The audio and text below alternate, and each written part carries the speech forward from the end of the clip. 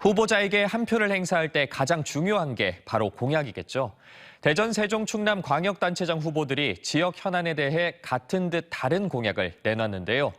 유권자들의 마지막 선택에 도움을 드리고자 한눈에 보기 쉽게 조혜원 기자가 정리해드립니다. 대전시장 선거 전에 맞붙은 허태정 더불어민주당 후보와 이장우 국민의힘 후보는 각자의 5대 공약에 지역의 대표 교통 인프라인 도시철도 추진을 공약으로 내걸었습니다. 하지만 건설 방식은 다릅니다. 허태정 후보는 기존 진행 상황을 감안한 단계별 추진, 이장우 후보는 동시 추진을 내세웠습니다. 자세히 살펴보면 민주당 허태정 후보는 현재 진행하고 있는 도시철도 2호선 공사가 끝나면 지상 지하 방식을 병행해 남북을 가로지르는 도시철도 3호선을 추진하겠다는 계획입니다.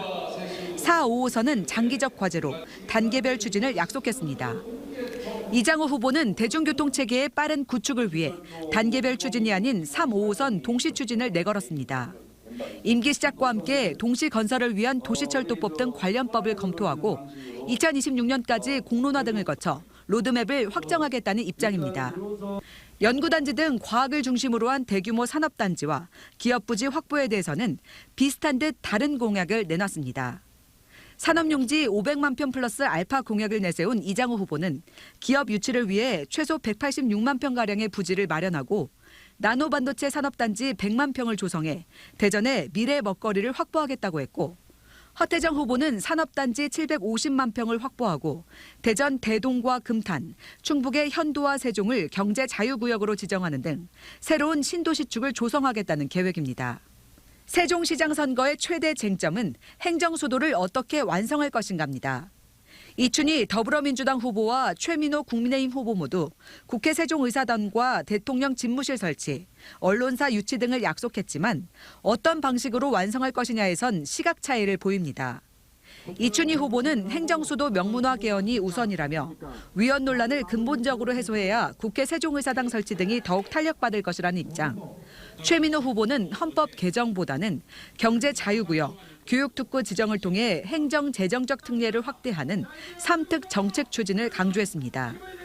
KTX 세종역과 관련해서는 두 후보 모두 신설을 약속했지만 최 후보는 당장 KTX역 신설은 어렵다며 일단 KTX 열차가 조치원역에 정차하도록 하는 공약을 덧붙였습니다. 충남지사에 도전한 양승조 후보와 김태흠 후보 모두 충남 유권자의 절반 가까이 모여 사는 충남 서북부 지역개발 공약에 집중했습니다. 양승조 후보는 천안 아산역 KTX 역세권 R&D 집적지구 완성을, 김태흠 후보는 천안 아산을 디지털 수도로 육성하겠다고 강조했습니다. 천안 성완 종축장에 대해선 김태흠 후보는 최첨단 국가산업단지를 조성해 미국 실리콘밸리를 뛰어넘는 베이밸리를 조성하겠다는 입장, 양승조 후보는 4차 산업으로 특화된 충남 사이언스 밸리로 개발해 자율주행차와 인공지능과 관련된 기업과 연구소를 유치하겠다고 약속했습니다.